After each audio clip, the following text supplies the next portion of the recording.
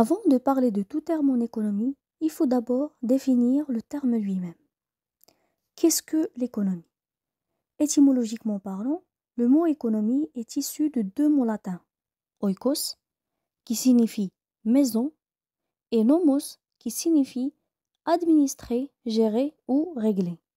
D'où économiser, c'est être capable de bien gérer et administrer sa maison ou son entreprise. Sans la rareté, il n'y aura pas d'économie ou un besoin d'économiser. Et donc, le concept est d'étudier l'utilisation des ressources rares pour la satisfaction des besoins et des désirs des individus. Maintenant, comme vous pouvez voir, cette définition est générale, mais dans sa conception la plus large, l'économie peut être définie comme l'étude de la manière dont les individus peuvent atteindre le bonheur dans un monde rempli de beaucoup de contraintes, comme le temps qui ne dépasse pas les 24 heures, les matières premières qui sont rares, etc. Ou encore la science qui étudie la production, la répartition, la distribution et la consommation des richesses d'une société. Pour plus de précision, essayons tous de découvrir qu'est-ce qu'un économiste peut étudier. Tout d'abord, la microéconomie, une discipline qui permet d'étudier les différents acteurs économiques comme les individus, les ménages, les firmes ou les entreprises. En général, les choix individuels et les allocations des ressources. Aussi, elle permet d'étudier la macroéconomie, qui permet de s'ouvrir de plus sur les phénomènes économiques comme la croissance, le chômage, l'inflation, etc. C'est-à-dire l'économie agrégée ainsi que les politiques économiques.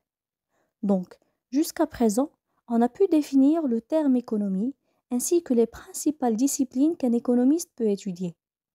Bref, on peut dire que tout cela rentre dans le cadre de l'économie traditionnelle. Traditionnelle, et oui, il y a maintenant ce qu'on appelle l'économie sociale.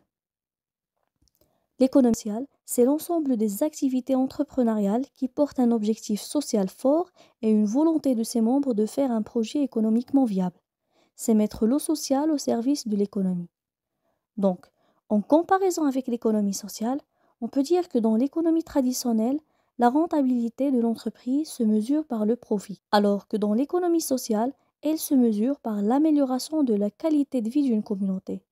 C'est lorsque l'entreprise essaye de trouver une solution à un problème social en générant du profit. Cela se fait en adoptant l'un des SDGs, des objectifs du développement durable, ou ce qu'on appelle en anglais Sustainable Development Goals.